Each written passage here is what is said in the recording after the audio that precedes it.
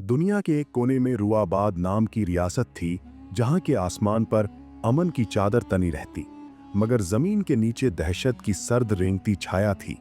उस दहशत का नाम था दैत्य दंभ जहाक काबूस, एक ऐसा राक्षस जो नौजवान और हुस्न वाली औरतों को उठा ले जाता, उनसे खेलकर जब जी उगता जाता तो उनकी जिंदगी का दिया बुझा देता। जो भी रियासत वो छूता, वहां मातम का मौसम होता रहता। कोई बहादुर उसका कुछ न बिगाड़ पाता, क्योंकि उसे देवताओं ने ऐसा वर मिला था कि ताकत से उसे हराने वाला खुद संग सरीखा बन जाए। जहाक की मौत का राज उसकी 7 गिरोहों में छिपा था। 7 सवाल, जो भी उनसे जूझता, अगर बल का सहारा ले तो वही पत्थर। जब जुल्म की हदें भर जाती हैं तो कज़ा भी करवट लेती है, यही फितरत है वक्त की। एक रोज वो दैत्य रुआबाद की तरफ निकला, जहां शहंशाह नसीरुद्दीन की बादशाहत थी। शहंशाह जाबाज भी थे और ज़हीन भी, फने हिकमत में माहिर। इसी दौर में रुआबाद में एक धनी साहूकार बसता था। उसके 2 बेटे, बड़ा सईद, छोटा आरिफ। बड़े सईद का निकाह हो चुका था, छोटा आरिफ अभी कुंवारा था कि वालिदाए मोहतरमा का इंतकाल हो गया।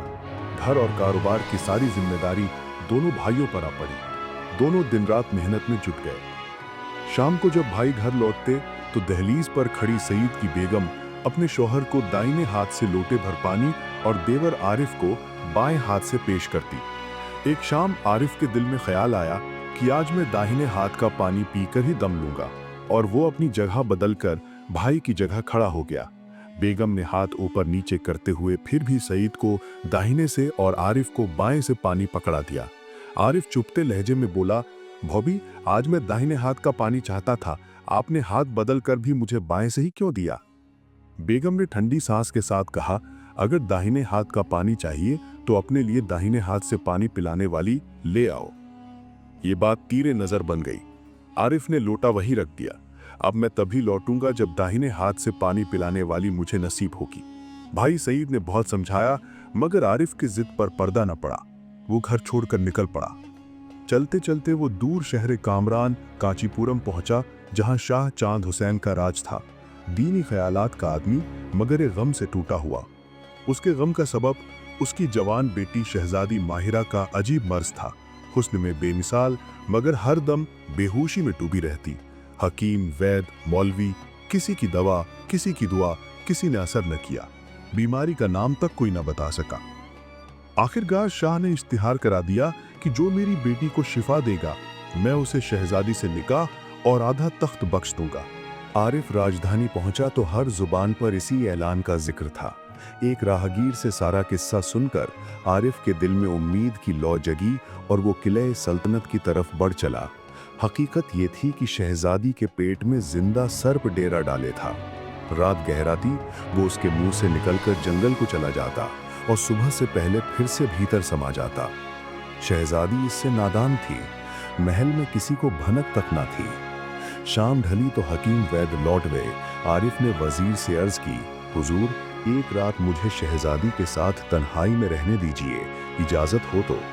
शाह, जो हर साए से मायूस था, एक झलक उम्मीद की पकड़कर मान गया। आरिफ शहजादी के कमरे में दूर बैठकर निगाहें टिकाए रहा। रात के 12 बजे सर्प फुफकारता निकला और बाग पार करके जंगल को रवाना हो गया। वो खामोश बैठा रहा। आखिरी पहर सर्प लौट आया और फिर से भीतर समा गया। सुबह आरिफ ने शाह से कहा, अर्सू, मर्ज समझ आ गया। एक रात और, एक तलवार और मिट्टी से भरी बाल्टी चाहिए। दूसरी रात घड़ी ने 12 का गोला दिया तो सर्प निकला। आरिफ ने तेज धार से ऐसा वार किया कि फौरन 2 टुकड़े हो गए। दोनों टुकड़ों को उसने मिट्टी में दबाया। रात ही जंगल ले जाकर जलाया। सुबह आरिफ ने शहजादी माहिरा को जगाया तो वो ताज़ा हवा की तरह उठकर बैठ गई, मानो सदियों की नींद टूटी हो। शाह ने अश्कबार आंखों से आरिफ का शुक्र अदा किया। वादे के मुताबिक निकाह करा दिया। आधा तख्त भी देना चाहा, मगर आरिफ ने इनकार कर दिया। शाह ने खुश होकर बहुत सा मालो असबाब देकर बेटी को विदा किया और आरिफ उसे लेकर रुहाबाद लौटा। घर पर सबने इस्तकबाल किया। जिंदगी ने मुस्कुराना सीखा। कुछ दिनों बाद एक बड़ा समारोह लगा। माहिरा अपनी भाभी के साथ वहां गई। इसी दौरान दैत्य दंभ जहां की एक काबूस उधर से गुजरा। उसकी निगाह जब शहजादी पर पड़ी तो वो दीवाना सा हो गया। पलक झपकते उसने माहिरा को उठा लिया और शहर से बाहर अपनी गुफा में ले गया। माहिरा की किस्मत जैसे फिर अंधेरे में डूब गई। नाग से अभी पीछा छूटा था कि ये नई आफत। अगले भाग के लिए सब्सक्राइब जरूर करें और कमेंट में लिखें पार्ट 2। शुक्रिया।